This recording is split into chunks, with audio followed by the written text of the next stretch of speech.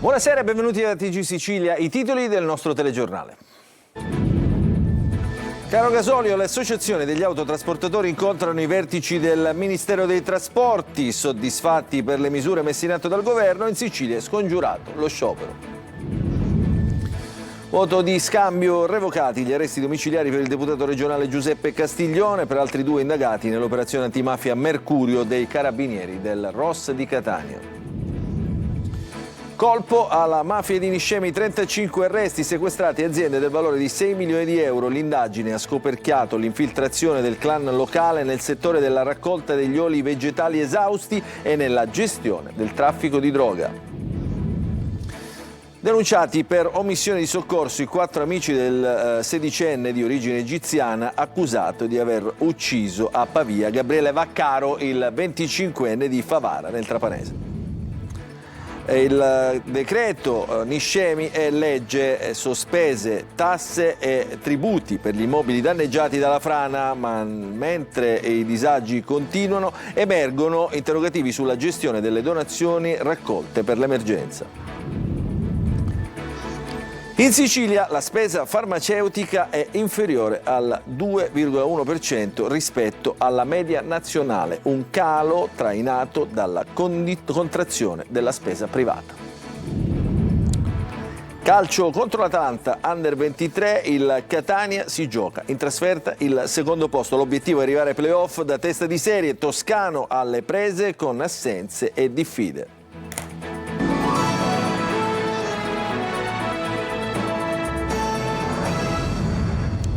Ancora buonasera, incontro positivo dunque al Ministero dei Trasporti per il Comitato dei Trasportatori Siciliani. Presto verrà istituito un tavolo tecnico e intanto è stato revocato il fermo dei TIR, il servizio di Orazio Longo. La misura del C-Modal Shift andrà fuori dalla normativa europea sugli aiuti di Stato e questo comporterà non avere vincoli temporali o di tetto fondi. I pagamenti mancanti saranno evasi entro un mese. Soddisfazione è stata espressa dal Comitato dei Trasportatori Siciliani, che riporta con queste parole del portavoce Salvatore Bella i passi raggiunti dopo il vertice che si è tenuto a Roma al Ministero delle Infrastrutture e dei Trasporti.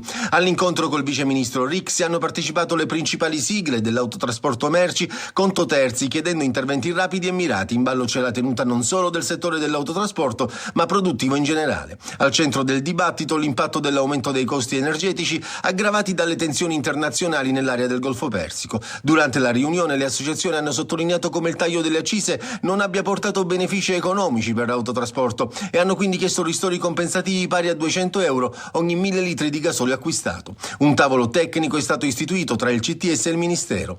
L'intesa scongiura la ripresa del blocco dei TIR nei porti dell'isola. Sul piano normativo, si legge in una nota di una TRAS, il MIT si è impegnato poi su 2 fronti: la richiesta al Ministero dell'Economia e delle Finanze di anticipare l'utilizzo del credito accise rispetto agli attuali 60 giorni e la predisposizione di una nota esplicativa ufficiale sul corretto funzionamento della clausola del fuel surcharge, strumento essenziale per la tutela economica delle imprese di trasporto. Adesso la politica, voto di scambio, torna libero. Il deputato regionale Giuseppe Castiglione era ai domiciliari, pensate, da oltre un anno. Il servizio. Sono cessate le esigenze cautelari e non v'è pericolo di recidiva. Con queste motivazioni il deputato autonomista Giuseppe Castiglione torna libero dopo essere stato ai domiciliari per più di un anno, dal 24 febbraio del 2025, coinvolto nell'inchiesta per voto di scambio politico-mafioso, reato per il quale pochi giorni fa è stato rinviato a giudizio. La revoca della misura cautelare è stata disposta dal giudice per l'udienza preliminare di Giacomo Barbagallo su richiesta del legale di Castiglione. Lo stesso provvedimento è stato emesso per altri 2 indagati dell'operazione antimafia Mercurio, portata avanti dai Carabinieri del ROS di Catania, entrambi agli arresti domiciliari ed entrambi rinviati a giudizio. L'ex dipendente della MTS Giuseppe Coco e l'ex consigliere comunale di Mister Bianco Matteo Marchese. Secondo l'accusa, Castiglione e Marchese avrebbero sottoscritto un accordo con il clan Santa Paola Ercolano per riuscire a vincere le competizioni elettorali nelle quali si erano candidati. Le contestazioni riguardano le regionali del 2022 per Castiglione, che si è dimesso dalla Commissione regionale antimafia ed è stato sospeso in applicazione della legge Severino dall'incarico di deputato all'Ars, e le comunali del 2021 a Mister Bianco per Marchese. La procura aveva dato parere negativo alla decadenza della misura cautelare. 2 siciliani tra i 5 nuovi sottosegretari che hanno giurato nella Sala dei Galeoni di Palazzo Chigi dopo il passaggio in Consiglio dei Ministri. Si tratta del palermitano Giampiero Cannella, 61 anni, esponente di Fratelli d'Italia e vice sindaco di Palermo, nominato sottosegretario alla cultura, e del nisseno Massimo Dell'Utri, coordinatore siciliano di Noi Moderati, nominato sottosegretario agli esteri.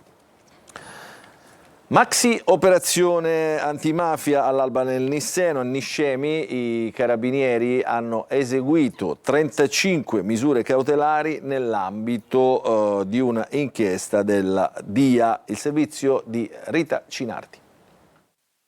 Facevano affari nel settore degli oli esausti e gestivano il traffico di droga imponendo il controllo del territorio con le regole di Cosa Nostra, e questo è il quadro che emerge dall'operazione scattata all'alba a Niscemi, dove i carabinieri hanno eseguito 35 arresti su richiesta della direzione distrettuale antimafia. L'inchiesta ha permesso di ricostruire l'organizzazione guidata dai fratelli Musto, ritenuta ai vertici della famiglia mafiosa di Niscemi. Secondo gli investigatori il gruppo avrebbe infiltrato il tessuto economico imponendo con minacce e intimidazioni accordi a commercianti ed esercenti, condizionando le attività e limitando la libera concorrenza. La quantità delle denunce lascia molto a desiderare, ma si deve sottolineare che quelle poche che ci sono hanno un valore enorme, sia come valore simbolico sia come valore sostanziale, perché comportano una crepa nel muro dell'omertà e quindi comportano anche un senso di insicurezza in Cosa Nostra. Non c'è più la totale sicurezza di un tempo che nessuno avrebbe parlato. Quello messo in piedi dai fratelli Musso era un sistema che garantiva profitti e rafforzava il controllo sul territorio, con collegamenti anche con ambienti mafiosi del catanese. Dalle attività investigative rileviamo proprio questo: l'impresa interessata ad assicurarsi una posizione monopolistica ha contattato, quindi ha fatto il primo passo verso chi di fatto gestiva questo monopolio per scalzare la precedente ditta, e questo, diciamo, è il meccanismo che l'attività di indagine ha restituito. Nel corso dell'operazione sono state sequestrate 2 aziende coinvolte nel business illecito per un valore complessivo di oltre 6 milioni di euro.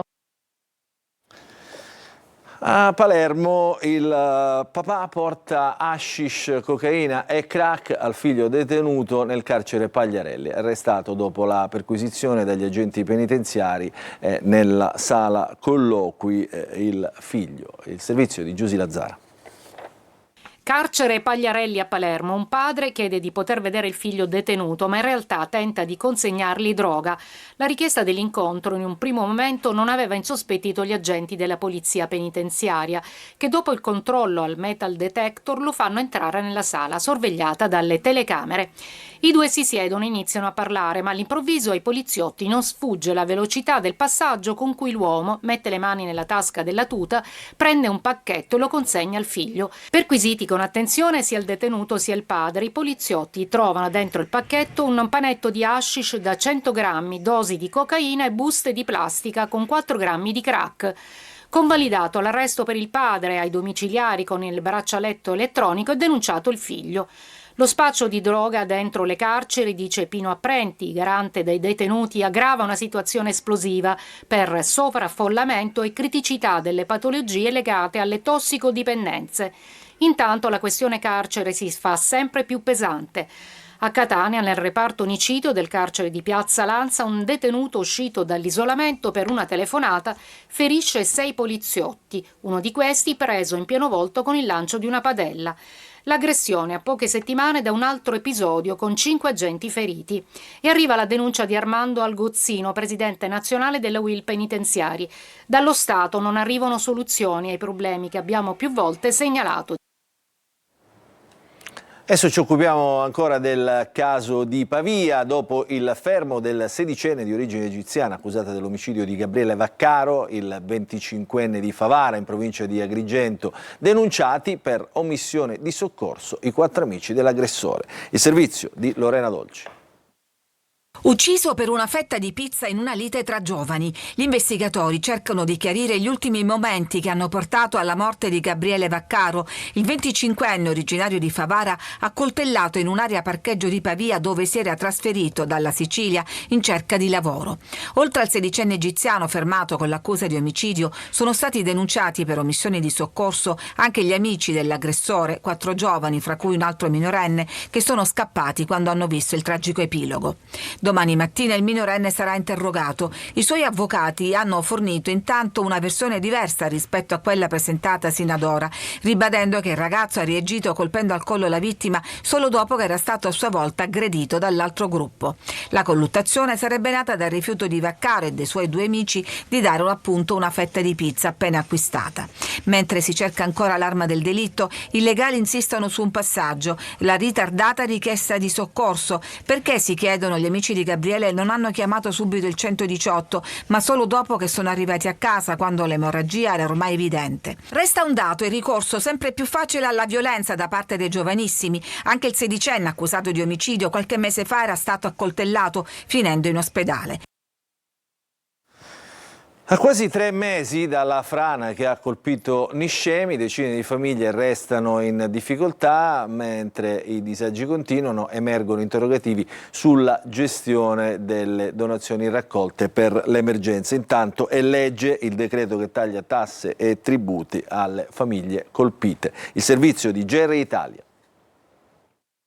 Via libera definitivo del Senato al cosiddetto decreto Niscemi, il provvedimento che introduce misure urgenti per i danni causati dalla frana e dal maltempo che ha colpito Sicilia, Sardegna e Calabria. Il testo, già approvato alla Camera, è stato votato per alzata di mano ed ora è legge. Un passaggio parlamentare che punta a dare risposte rapide ai territori colpiti, ma a Niscemi l'emergenza resta ancora concreta. A quasi 3 mesi dall'evento molte famiglie vivono infatti una condizione di forte disagio economico. C'è chi è stato costretto a lasciare la propria abitazione per settimane, chi ancora oggi fatica a rientrare e a riprendere una vita normale. E mentre si attendono gli effetti del decreto, emerge anche un altro nodo. Il Comitato Evento Franoso segnala che diverse associazioni, Onlus e soggetti privati hanno raccolto donazioni destinate ai cittadini colpiti, ma che tali fondi, salvo rare eccezioni, non sarebbero ancora stati distribuiti né trasferiti al Comune. Una situazione che solleva interrogativi e alimenta la richiesta di interventi immediati. Chiediamo che queste associazioni si adoperino affinché dividano al più presto le somme che hanno raccolto alle famiglie degli sfollati.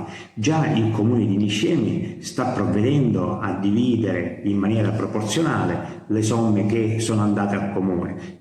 Speriamo che altrettanto le associazioni che hanno fatto queste raccolte si adoperino per dividere le somme alle famiglie sfollate. Tra le proposte l'adozione di criteri proporzionali simili a quelli già utilizzati per il contributo di autonoma sistemazione per garantire equità nella distribuzione degli aiuti. Intanto il Comitato si dice pronto a collaborare con enti e organizzazioni per facilitare le procedure e accelerare i tempi, perché mentre le verifiche continuano, per molte famiglie il tempo dell'attesa è già fin troppo lungo.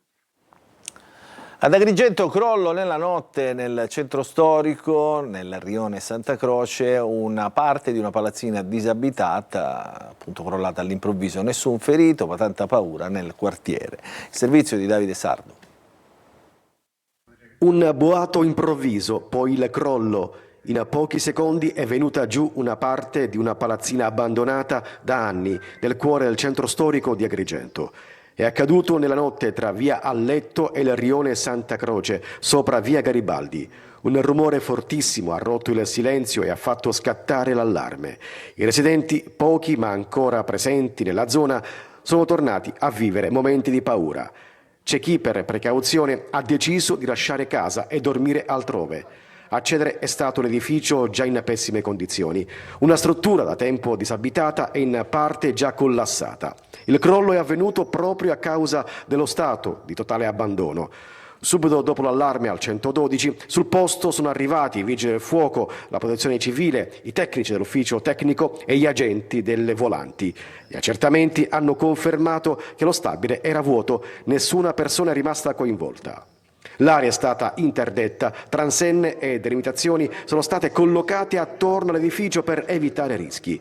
Questa mattina nuovo sopralluogo con i tecnici del Comune, la Protezione Civile e l'ARPA, l'Agenzia regionale per la protezione dell'ambiente. Verifiche in corso sulla stabilità delle pareti rimaste e degli immobili vicini. Resta però il problema, un altro pezzo della vecchia città che cede, un degrado che va avanti da anni senza interventi risolutivi e il rischio che altri edifici possano crollare resta concreto. E adesso nel Messinese, a Barcellona Pozzo di Gotto, dove 2 imprenditori del settore carburanti sono stati multati per 570.000 euro per sfruttamento del lavoro dalla Guardia di Finanza, che ha scoperto 58 irregolarità tra lavoro nero e contratti fuori norma. Il servizio di Simona Mazzone. Al lavoro 8 ore, ma in busta paga erano solo 6, straordinari non retribuiti sia per le notti che per i festivi, nessuna 13ª e quando versata il dipendente era costretto a riconsegnarla in contanti al titolare. Dietro le colonnine di erogazione di 2 distributori di Barcellona Pozzo di Gotto nel Messinese si nascondeva un sistema di sfruttamento strutturato che ha portato alla luce numeri impressionanti. 27 lavoratori completamente in nero e altri 31 con contratto irregolare. La Guardia di Finanza ha smascherato un vero e proprio sistema fraudolento orchestrato nell'arco di 4 anni da 2 imprenditori del settore carburanti già finiti ai domiciliari lo scorso ottobre per lo stesso reato ai danni di 9 lavoratori addetti alle colonnine di erogazione del carburante. In totale 58 persone private dei propri diritti tra turni estenuanti non retribuiti e pizzo sulla 13ª e le retribuzioni erogate dai 2 datori di lavoro in assenza di tracciabilità per sfuggire al fisco. Un giro di vite che oggi, grazie alla sinergia tra Fiamme Gialle, INPS e Ispettorato del Lavoro, si traduce in una mazzata finanziaria, oltre 570.000 euro di sanzioni per i 2. Un segnale forte contro il profitto illecito ottenuto calpestando la vita di chi per necessità non poteva dire di no. Fiamme all'alba nel porto di Scoglitti, nel Ragusano. Le prime verifiche escludono l'origine accidentale del rogo. Ci racconta tutto Veronica Barbarino. Un inferno galleggiante. Dal molo di Levante, nel porto di Scoglitti, questa mattina all'alba una barca da diporto ha preso fuoco. Un incendio su cui aleggia l'ombra del dolo, che ha colpito anche una seconda barca e quasi scatenato una catena di fuoco e minacciato decine di natanti e le strutture portuali. Decisivo l'intervento del comandante della Guardia Costiera, che insieme al personale dipendente e 2 concessionari ha affrontato le fiamme da vicino, trainando le barche fuori dall'aria e scongiurando il peggio. Sul posto i vigili del fuoco intervenuti da Ragusa e Santa Croce Camerina. Nessun ferito, ma danni importanti. Le prime verifiche escludono la matrice accidentale del focolaio. Le indagini adesso sono affidate ai carabinieri. Un altro incendio su cui sono in corso le indagini per capire le origini ha distrutto un'auto e una moto e danneggiato un'altra autovettura, l'ingresso di un edificio in via Coviello a Catania. State vedendo le immagini. Il rogo ha provocato un'intensa e alta colonna di fumo nero visibile in più parti della città. Poi l'intervento dei vigili del fuoco. Adesso parliamo di una maxi operazione della Polizia Municipale a Catania. Sul viale Mario Rapisardi è in corso Indipendenza. Raffica di multe per sosta selvaggia e mancato utilizzo del casco. Rimossi anche 6 mezzi abbandonati. Il servizio di Tonino De Mara. Auto sulle strisce pedonali, scooteristi e motociclisti senza casco, mezzi abbandonati sulla sede stradale. Pioggia di verbali e sequestri della Polizia Municipale di Catania, che ha effettuato una maxi operazione sul viale Mario Rapisardi, uno degli snodi più importanti della città etnea. Una ventina di agenti impegnati, anche in borghese, per fare rispettare il codice della strada con maggiore attenzione all'utilizzo o al mancato utilizzo del casco. È un servizio che fa parte di nuovi obiettivi che ci siamo dati per il 2026, cioè dei controlli in aree dove solitamente non facciamo, la nostra presenza per chiaramente motivi di organico non è intensa. Alcuni numeri: 50 verbali elevati per sosta selvaggia, una ventina per il mancato uso del casco, quasi 40 kg di frutta e verdura sequestrati ad ambulanti e 6 auto abbandonate e rimosse, una di queste parcheggiata da diverso tempo in via Angelo Mosso, cui si riferiscono le immagini. Anche questo è un servizio che già da tempo devo dire che funziona molto bene. bene, che si rivolge proprio al fatto di contrastare questo fenomeno dell'abbandono dei mezzi senza assicurazione, senza revisione, o dei mezzi abbandonati veri e propri che sottraggono tra l'altro parcheggi alla libera fruizione, oltre che essere pericolosi e igienicamente poco consoni. In diretta assistiamo anche al fermo di quest'auto, letteralmente sommersa di materiale ferroso di ogni tipo. Il mezzo è stato sequestrato e preso in consegna dalla Polizia Ambientale. Controlli, multe e sequestri anche al Corso Indipendenza. In Sicilia si spendono meno soldi per i farmaci rispetto al resto d'Italia, un calo che riguarda il servizio sanitario pubblico ma anche la spesa privata dei cittadini. Il servizio di Desiree Ferlito. In Sicilia si spendono meno soldi in farmaci rispetto al resto d'Italia. Nell'isola la spesa farmaceutica è inferiore al 2,1% rispetto alla media nazionale, un calo che riguarda sia il servizio sanitario pubblico che la spesa privata dei cittadini. A dirlo è il rapporto OSMED dell'Agenzia Italiana del Farmaco relativo al 2024. Numeri che raccontano una realtà complessa. Nell'isola si spendono complessivamente oltre 2,8 miliardi di euro per i farmaci, con più del 76% a carico della sanità pubblica. Ma il dato più interessante riguarda i consumi. Sono più bassi del 3,9% rispetto alla media nazionale. Un calo trainato soprattutto dalla spesa privata, che segna un meno 15,8%. Eppure, se si guarda le dosi giornalieri o nei 1000 abitanti, la Sicilia supera la media italiana, oltre 1180 contro circa 1140. Un apparente paradosso che apre interrogativi su appropriatezza e distribuzione delle cure. I cittadini spendono di tasca propria circa 673 milioni. La quota maggiore riguarda i farmaci non rimborsabili, quelli di classe C e da banco. Sul fronte ospedaliero il peso maggiore è rappresentato dai farmaci oncologici, tra le terapie più costose. Numeri che fotografano un sistema in equilibrio delicato tra contenimento della spesa e bisogni di salute. Adesso a Messina, dove la polizia stradale insegna ai giovani le regole della strada e i comportamenti più sicuri. Centinaia i ragazzi che hanno partecipato a questa iniziativa in Piazza Duomo, ce la racconta Francesco Triolo.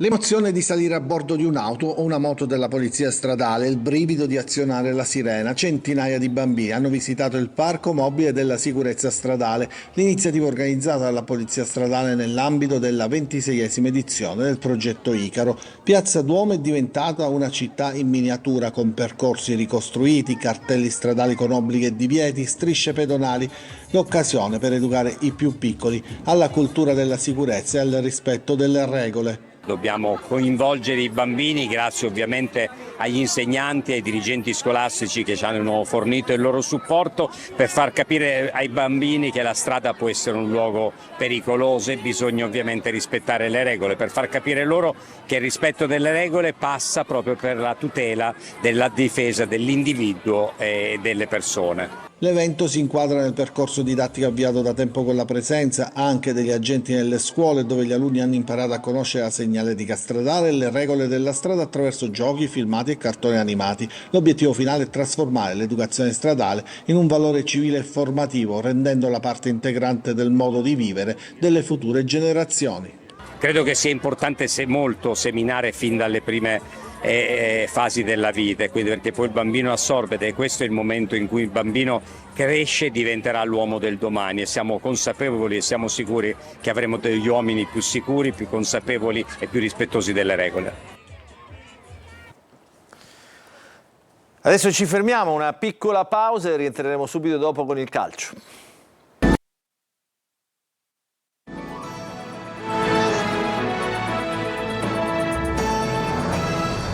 Entriamo in diretta nella seconda parte del nostro TG Sicilia, apriamo la pagina del calcio, parliamo del Catania che da oggi è al lavoro per preparare la partita di domenica prossima contro l'Atalanta Under 23, ultima sfida della regular season, da quella dipenderà appunto il secondo posto in classifica matematico per il Catania. Il servizio.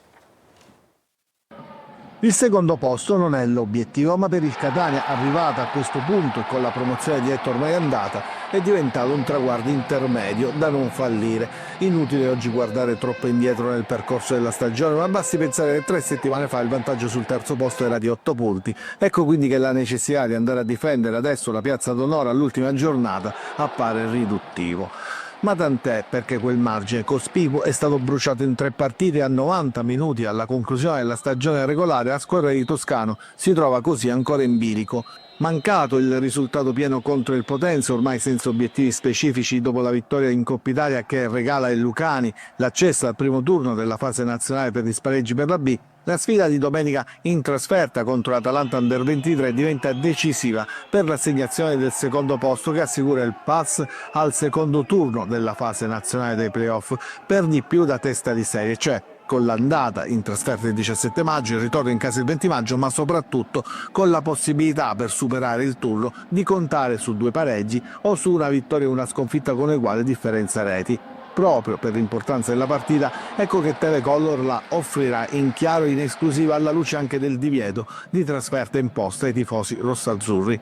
Da oggi Toscano prepara il match sapendo che non potrà contare sullo squalificato Quaini ed è un'assenza non da poco, perché costringerà il tecnico a modificare un assetto, quello di centrocampo, già rodato. Potrebbe giocare Corbari, che però potrebbe essere anche preservato per precauzione, ma soprattutto Di Noia, pronto a dare una mano al fianco di Di Tacchio. La formazione insomma può cambiare, dipenderà da quello che l'allenatore vedrà in questi giorni di allenamento, a prescindere dal modulo utilizzato con la difesa a 3 e i 2 trequartisti.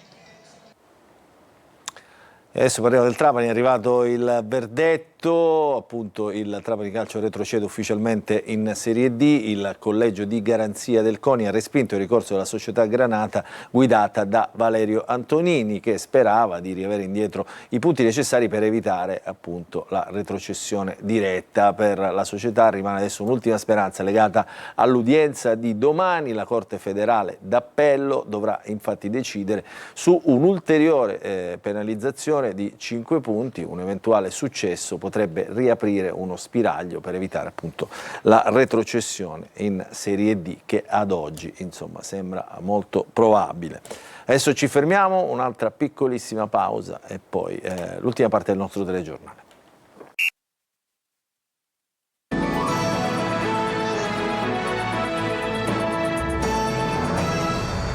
Rientriamo in studio, non ci sono aggiornamenti dell'ultima ora, dunque il nostro telegiornale per questa edizione finisce qui. Vi ringraziamo per averci seguito, vi auguriamo un buon proseguimento di serata a tutti.